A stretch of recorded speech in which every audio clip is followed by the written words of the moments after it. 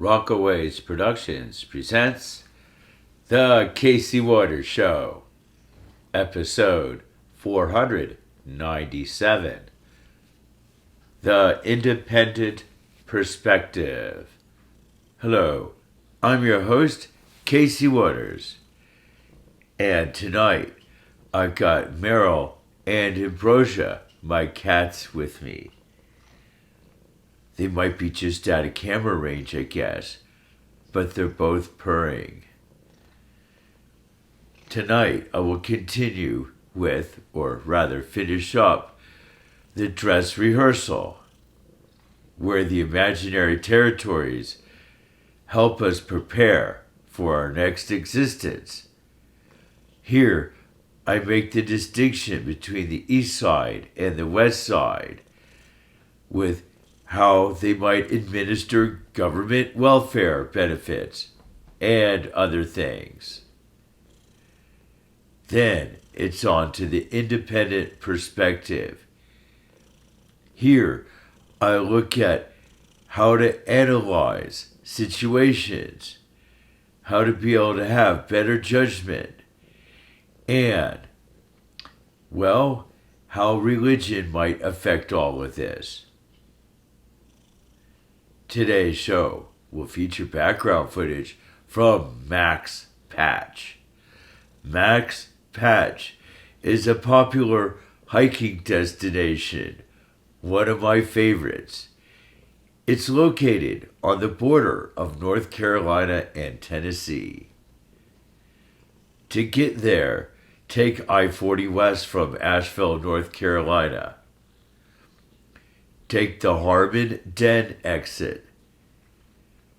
You take a right at the end of the exit ramp, proceeding into Pisgah National Forest. Here, the road becomes dirt. It is about 10 miles from the highway, maybe taking a half an hour to get there or something like that. Maybe a little less, maybe more like 20 minutes or so. But anyway, you go up the dirt road, you come to a T, you take a left, and then you take another left, and then you're there. To get down the same way, just remember, keep taking right turns, and eventually you'll get to I-40. Max Patch is located at along a ridge. So the parking lot is right there at the border of North Carolina and Tennessee. Max Patch has wonderful views of North Carolina and Tennessee. So now let's continue with the dress rehearsal. So everyone's either totally negative or totally positive, instead of being a complicated mix of both, which really everyone is. A complicated mix of good and bad. And it's up to each individual to sort each individual out and figure out where their good and where their bad is, and if they're worth being a friend or helping out or whatever. But it's important to have compassion and help people out and have empathy. And it's important to have more friends. Sure. Well, because, to tell you the truth, I believe we're really supposed to enjoy life. And I believe that's, quote, God's will, that we enjoy life. Sure, life is meant to be enjoyed, not to suffer through. Sure. Well, of course, life is a lot of suffering. Obviously.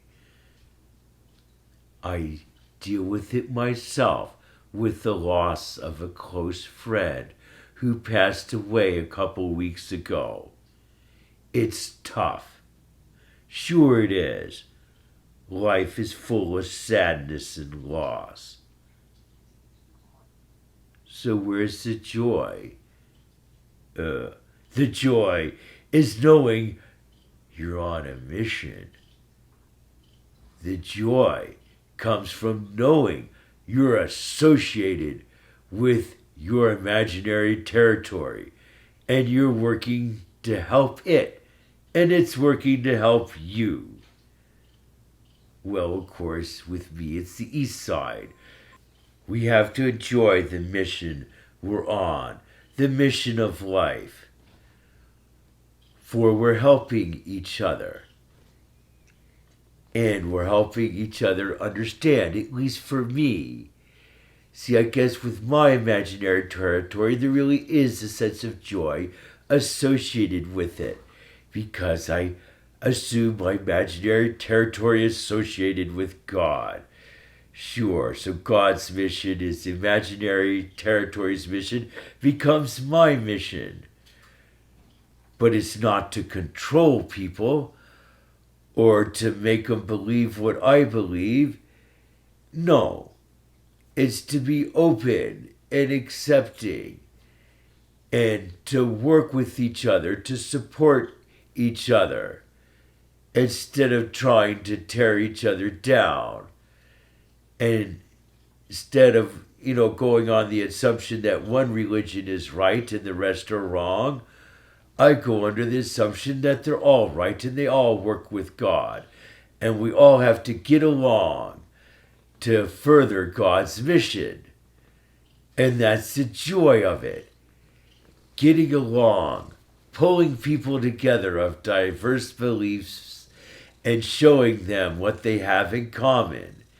And then using that to help them become closer and to help them support each other and to help them support me and me support them and us all working together in cooperation to advance God's will, to help the people who need help the most, the poorest of the poor, to help them with better welfare benefits and wages, and help them in other ways.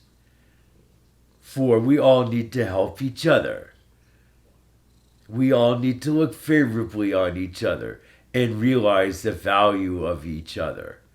Sure, even illegal immigrants are valuable. They often are the ones who pick our crops. Do you want to be out there in the hot 90-degree heat picking crops all day? Well, most people don't. So it often ends up illegal immigrants do much of this work.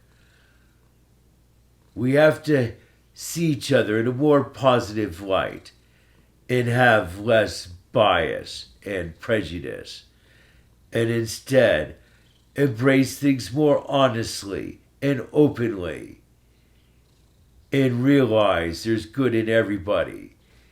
And when people are given opportunities and have better welfare, better housing, well, guess what?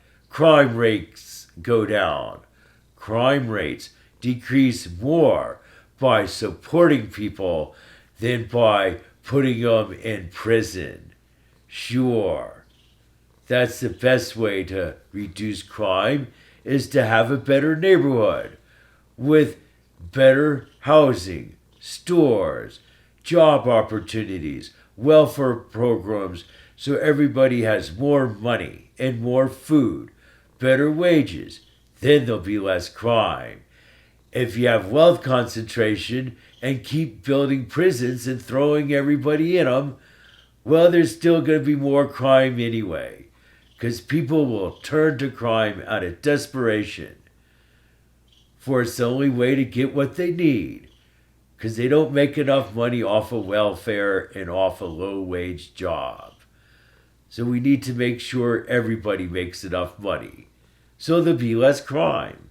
Sure, we have to see life as complicated and understand life for all its complexity and not simplify things into black and white.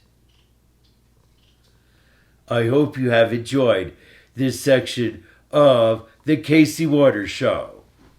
Now it is time for the independent perspective. Here, I look at Well, how we might be able to have better judgment, how we might be able to analyze things better, and how religion might affect all this. Well, and also the influence of artificial intelligence and quantum computers, or quantum computing, rather. So, let's dive in. The independent perspective. Well, that's important. It is important to be able to analyze situations properly and to be able to have good judgment when making decisions. That way, you're more likely to have a favorable outcome. Well, there's several factors that go into good judgment. There's probably more factors than I'll even explain. This is a complicated thing. It has many facets to it. But the better you are at each facet, the better you are at each aspect of judgment, well, the better you'll be overall. And chances are, once again, chances are, you'll have more favorable outcomes with your decisions. 4. A knowledge of statistics is, well, it helps with good judgment to have a knowledge of statistics. But it goes way beyond that, of course. So let's dive into it. Well, one of the most important things is you gotta have untainted knowledge.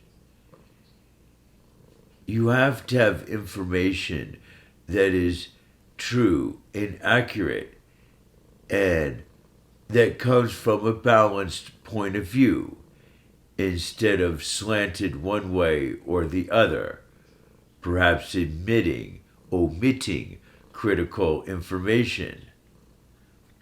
Sure. So, we have to start off with untainted knowledge, or if it is tainted or slanted or biased, we need to know that. We need to know how things are affected. For instance, with COVID death reporting in the US,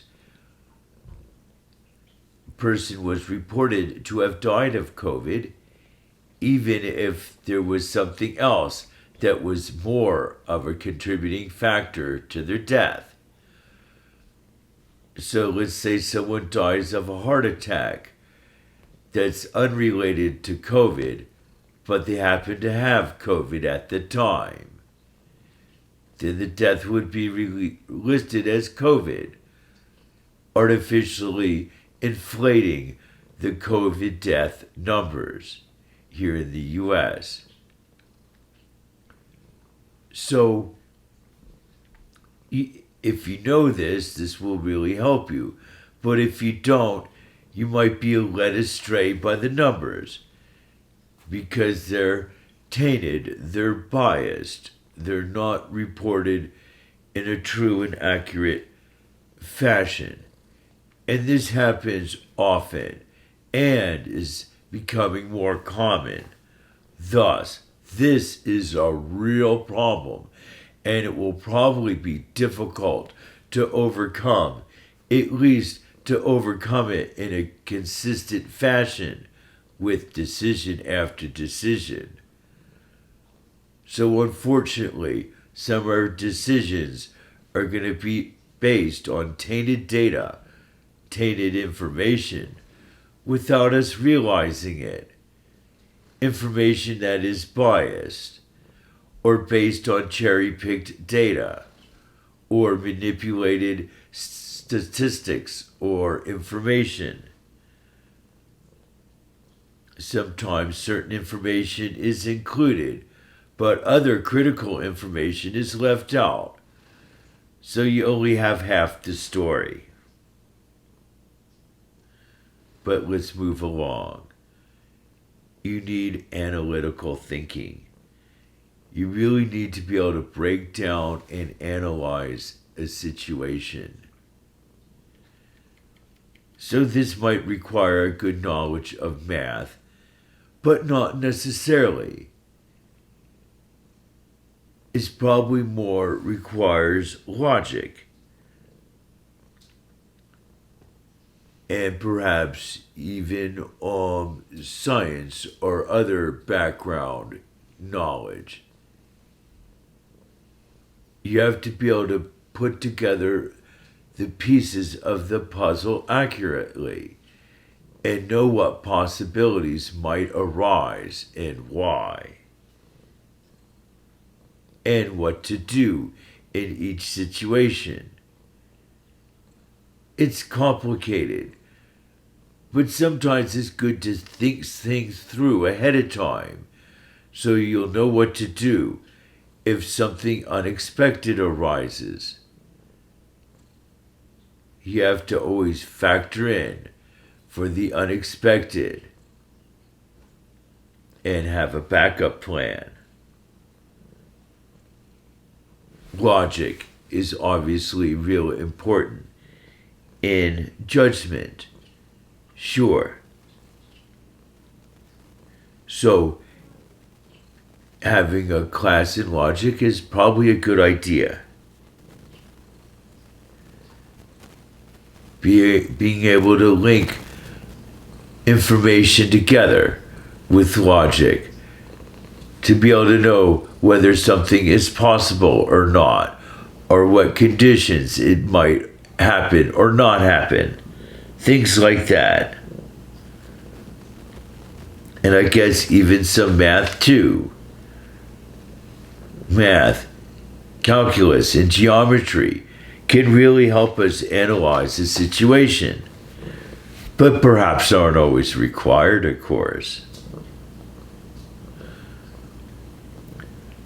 So we're looking for good judgment, and all these things I just discussed help us have better judgment. But I'm focused more on perspective, on how we see things. And often, that's a big part of our judgment. Our judgment is often based on our perspective, how we see a situation, how we see people, how we see their motivations. A lot of times, we think we can read someone's mind, and we think we can guess their motivation. Well, maybe we can. Well, maybe not always. So we have to be aware of that. So we have to have an independent perspective, a perspective that's not influenced by other people or other agendas. We need our own agenda. We need to figure out what's best for us and why, and how to help other people, especially people close to us. So, it's a matter of putting things together, getting our thoughts together, and having the right way of seeing things. To be able to be open to new situations, to allow our opinion and our perspective to evolve as we learn new information. But as I said before, we have to be careful that information isn't tainted by bias or by a hidden agenda or by other things. Sure, a lot of times people make up information, make up facts, make up statistics, and we don't know if they're real or not. This is probably especially true on social media. Sure, But what about religion? Well, religion affects our perspective, obviously. And well, that could really help us make better moral decisions. And that is very important. However, we also have to remember that sometimes organized religion can be tainted by a political agenda or by other agendas. Sometimes, well, we might not get the complete picture from our preacher or other religious leaders. Sometimes they'll only give us part of the story to encourage us to act in a certain way, to vote in a certain way.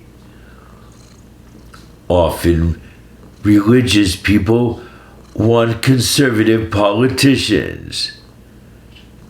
Typically, those conservative politicians are Republicans who favor wealth concentration. And so thus most people will suffer from the wealth concentration because they'll have less income, less government benefits, and probably less of other things too. So we need money. We need good government benefits. And we need to have freedom to determine who we want to be, who we want to hang out with, instead of being unduly influenced by religion, which often wants to mold us into a certain character. Mold us. That upsets me. I say, break the mold. Be independent. Create your own mold and perhaps break that. Be flexible, adaptable, learning as you go throughout your whole life. As I continue to learn myself, even though I'm almost 63. Sure, life always has a lot to teach you. So you have to learn from it and grow from it. And as you do, your perspective on things might change. Often religion wants us to have one perspective and see things one way. And often religious perspectives are slow to change in society. And often they don't keep up with the times, so to speak. Keeping up with the latest ideas in morality and how we see each other, and so on and so on. LGBTQ rights is an example. Sure. Anyway, so, yeah, because, well, gay people do have a position in our society. Sure they do, and they should be respected. For everybody contributes. Sure. And people don't need to be stereotyped. Once again, that's putting someone in a mold. Well, they're not in that mold. Everybody's different. Sure. And of course, even amongst religious people, not everyone in one religion has the same perspective. Even though the preacher might want you to, obviously you don't. And just like everyone in one race isn't the same way. There are vast differences in morality, in intelligence, and how people approach things and others. And this goes across all races, all groups, all societies, all countries, and so on and so on. Everything's complex. Every group has good and bad elements to it. We have to be aware of that and accept it and embrace it realizing that things aren't black and white, everything's more of a shade of gray. So we just have to see the shades of gray and analyze them through logic and statistics and, well, through our own perspective and our own agenda, what we want for ourselves and society. Well, there's social media. Well, social media affects perspective, how we see things. Sure, especially if we spend a lot of time with social media. Social media might have information that's tainted, and we might be affected by this. Plus, we might be affected by other people's activities and judgment, and they might rub off on us. They might influence us and affect us, just like observing anyone doing something, some new behavior. Well, at first we might not like it, but then perhaps we might start doing it ourselves, just because we see a lot of other people do it. We might be literally influenced and changed by them just by watching what they do. So, there's also, well, of course, experience. And experience counts for a lot. And that's important, for that forms the foundation of our lives and helps really influence our perspective, our judgments, and our morals, probably more than anything else. So we have to reflect on our experience and remember it. Embrace our history. See ourselves in a positive light instead of saying certain parts of our life were bad. Well, maybe in some ways they were. Casey Waters Show. Producer, Casey Waters. Graphic editing, Judson Laird. Please note our new email address, caseywaters2@caseywaters.com.